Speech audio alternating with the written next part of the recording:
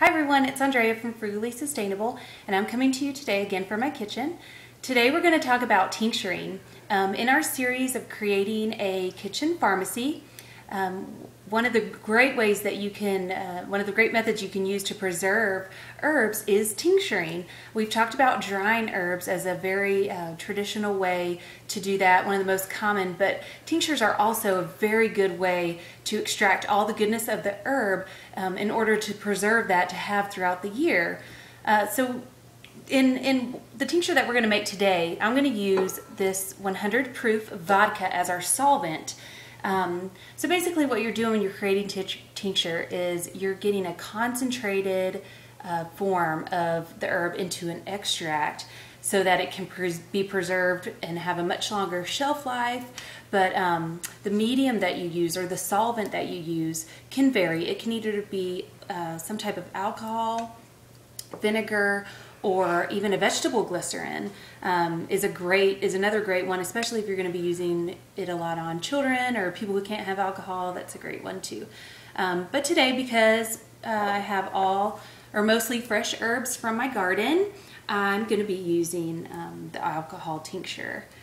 So we can go ahead and get started with that.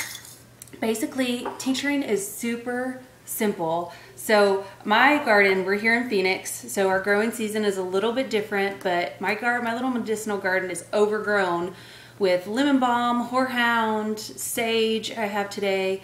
So I decided I was going to get out there, get some of that, make a tincture.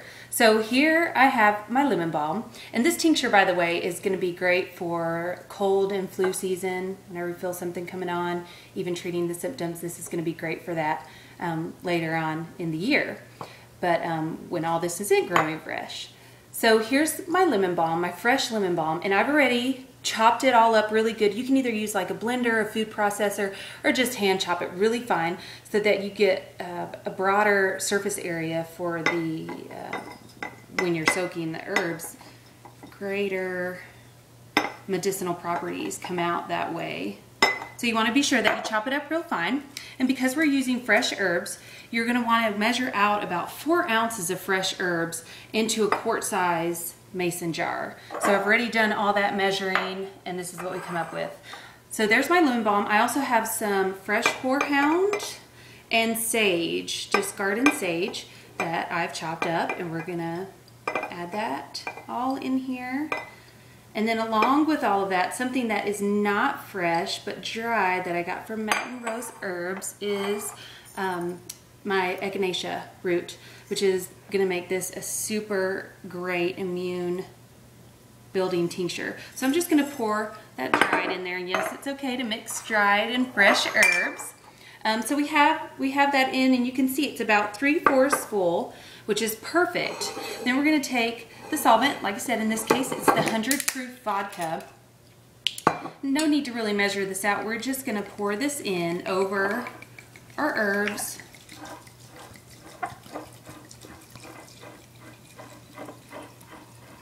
And then you want to be sure that it's like an inch or two above your herbs, which in this case is going to be perfect. It's going to go just under the rim, which we had just enough.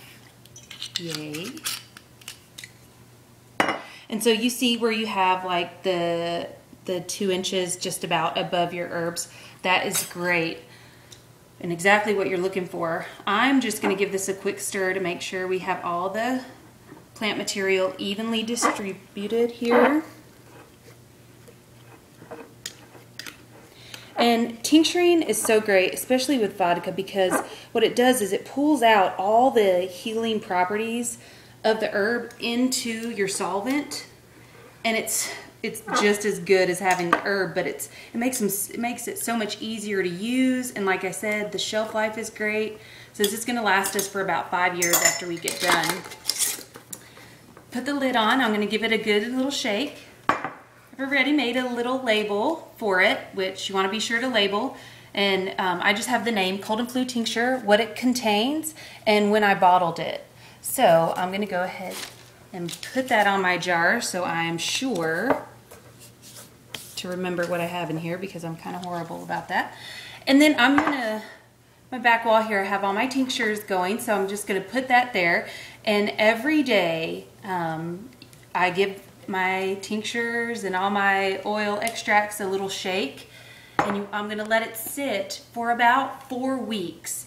You can do it, 2 weeks, 4 weeks, 6 weeks, anywhere between them. So I'm going to let that soak really nice and good and make sure that it's a really potent tincture for us come cold and flu season.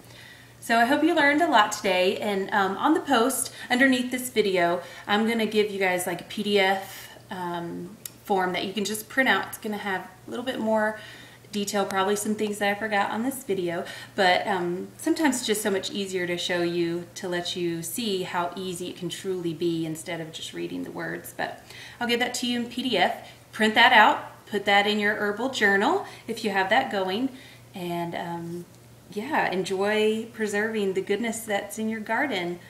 Thanks, guys.